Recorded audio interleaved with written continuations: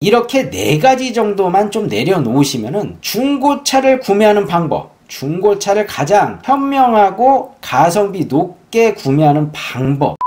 안녕하세요. 중고차의 가장 현실적인 가격과 중고차의 가장 현실적인 시세를 알려드리는 김 실장입니다. 오늘은 중고차를 구매하는 방법에 대해서 한번 이야기해 볼까 합니다.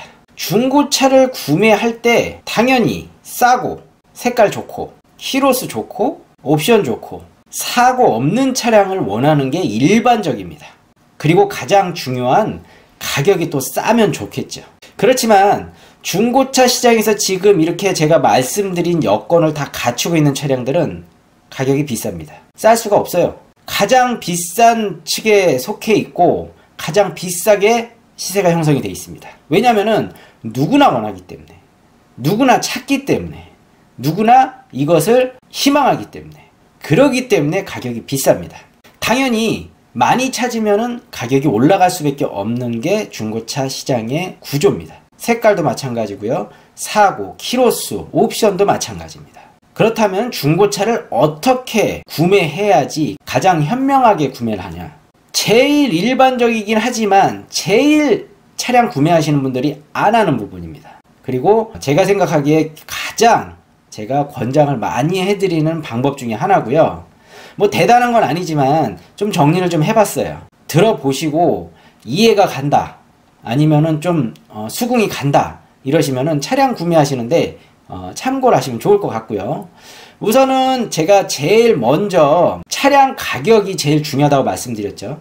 차량 가격을 낮추는 요소들이 몇 개가 있습니다. 요 요소들을 충족시키면은 당연히 구매하는데 가장 가격이 싸질 수밖에 없고요. 그렇기 때문에 이렇게 제가 말씀드리는 몇 가지 요소를 좀 내려놓으시면은 굉장히 만족할 만한 가격대에 중고차를 구매하실 수 있다고 생각이 들어져서 한번 얘기를 드리겠습니다. 첫 번째로는 가장 중요한 사고 유무입니다. 사고 유무에 따라서 가격이 굉장히 달라지죠.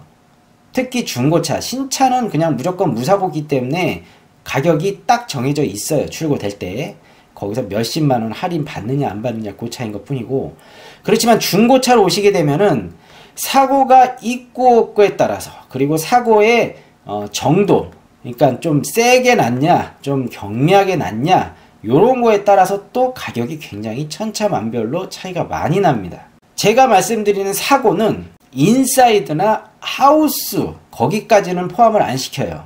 왜냐면 가격적인 가성비가 높다고 하더라도 그 정도 데미지가 있으면은 차량에 문제가 생길 확률이 높습니다. 그렇기 때문에 제가 그 부분은 빼고, 그나마 차를 제가 여러 번보다 좀 많이 바꿨다고 하는 사람이기 때문에 그 경험에 의해서 말씀드리자면은 사고가 있는 게 저는 좀 낫다고 봅니다. 그렇다고 큰 사고 말고 제가 인정할 수 있을 만한 사고. 어떤 사고냐? 보통 사고에서 보면은 앞삼박이라고 있어요. 앞삼박도 괜찮고, 앞삼박이라고 하면은 양휀다와 본넷 범버 요 정도.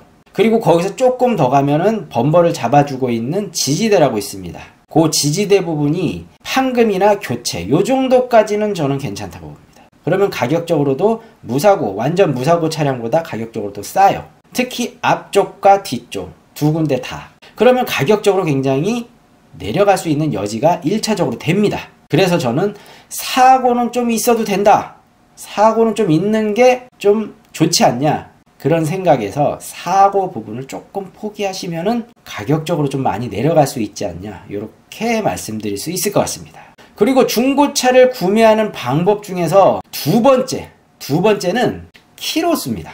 제가 키로수를 키로수가 많은 차를 타서 얘기 드리는 것도 있지만 차를 타는 데 있어서 전혀 문제가 없어요. 전혀 문제가 없습니다. 단지 차를 처음 살 때 내가 중고차로 왔기 때문에 여러 가지 부분에 대해서 욕심을 냅니다. 신차를 웬만하면 사겠죠.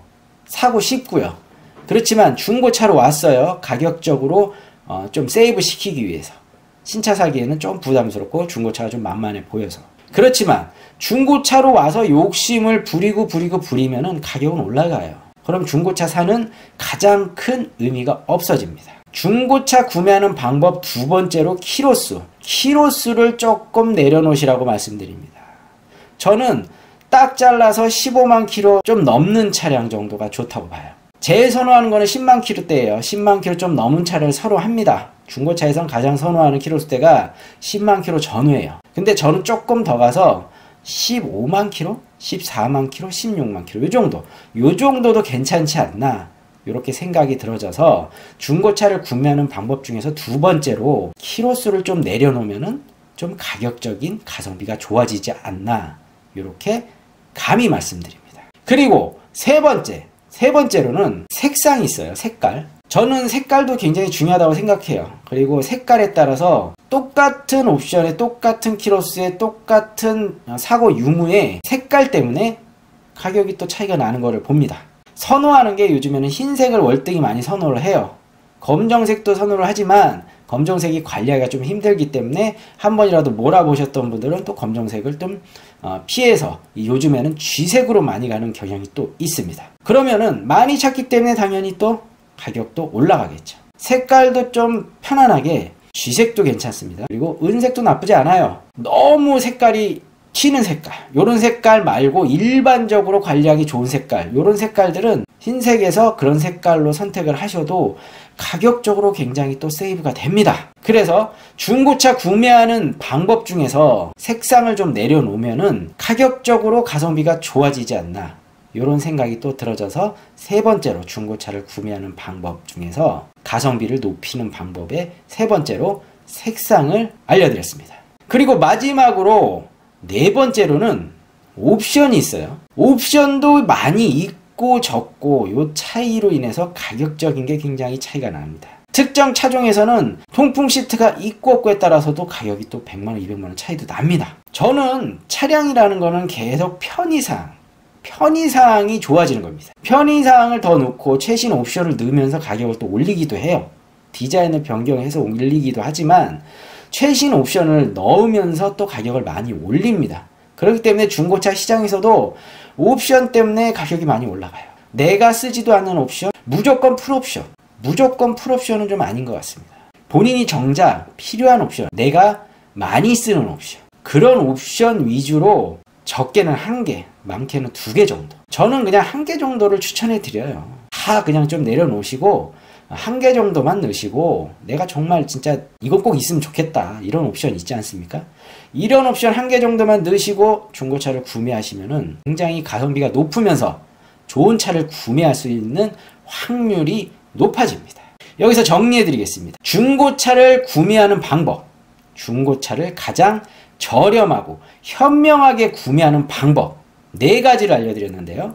첫 번째로 사고 유무, 사고가 있고 없고에 따라서 가격이 많이 차이가 나기 때문에. 그리고 두 번째로 키로수가 많고 적고에 따라서 또 가격 차이가 많이 나기 때문에. 세 번째로 색상, 색깔도 선호하는 색깔과 아닌 거에 따라 차이가 많이 납니다. 그리고 마지막으로 옵션, 내가 쓰지도 않는 옵션 장착해서 뭐합니까? 괜히 고장나면 수리비만 많이 나오지.